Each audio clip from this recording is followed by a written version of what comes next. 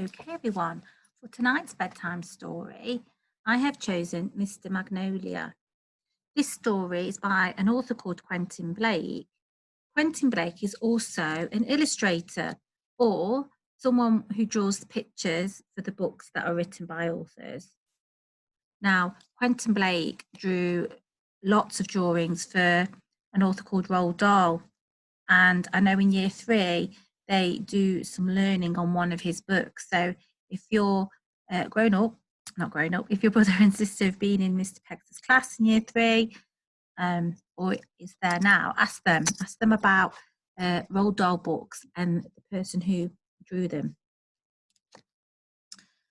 This is a lovely book because it rhymes too, and we read a rhyming story yesterday. Mr. Magnolia has only one boot. Fancy that. He has an old trumpet that goes rooty toot.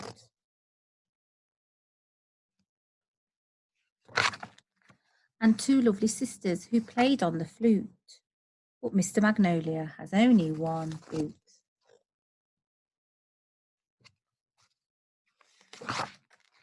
In his pond live a frog and a toad and a newt.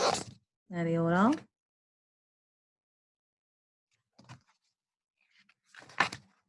He has green parakeets who pick holes in his suit.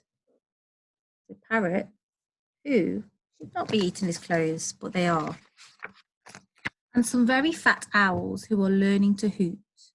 But Mr. Magnolia has only one boot. It's funny rhyming this is. He gives rides to his friends when he goes for a scoot. There, a huge scooter. So that lots of people can ride with him. And the splash is immense when he comes down the chute. But Mr. Magnolia has only one boot, and he's still wearing his boot as he's going swimming. Just look at the way that he juggles with fruit. Keeps them on the air, going round and round. The mice all march past as he takes a salute. So he stands like a soldier, look.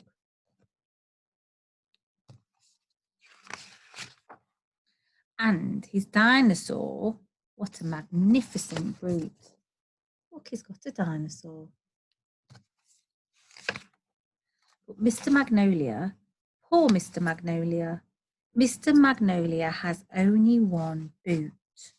Oh dear. Hey. Wait a minute. Now then, look, somebody's brought him a present, one of his friends, and he's opening it. And there's another wrapper, so we've got to open that. Keep going, opening the next layer.